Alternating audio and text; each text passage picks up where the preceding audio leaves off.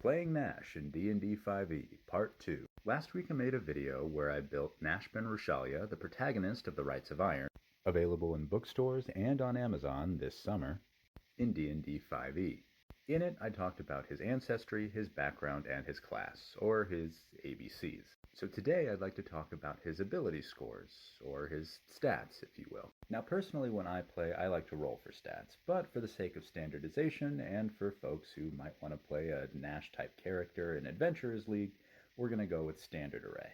To get everyone up to speed, Standard Array is basically a list of set values that you can plug into your stats as needed.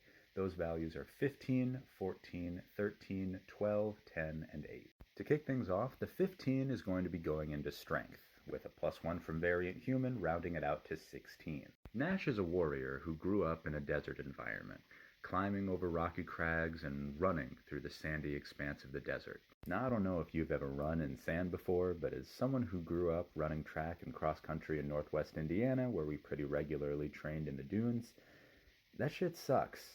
But it does build up your legs, so yeah, 16. Up next, we'll be putting the 14 in Constitution. As I mentioned, Gnash is a warrior, and what's a warrior without endurance?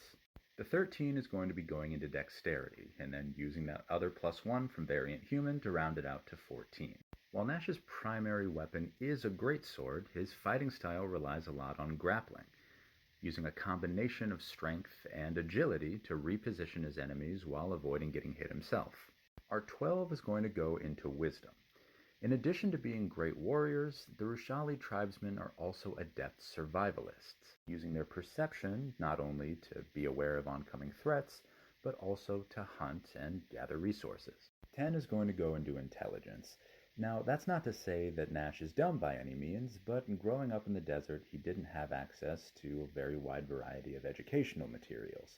So, naturally, his knowledge of things like history, mathematics, and science are going to be pretty limited. And to round things out, we're going to put our 8 into Charisma. Within the Rushali tribe, there weren't too many people that were around Gnash's age, so he never really had the opportunity to develop those social skills. On top of that, growing up in the desert, especially the Rushali desert, kind of requires you to be a bit rough and tumble.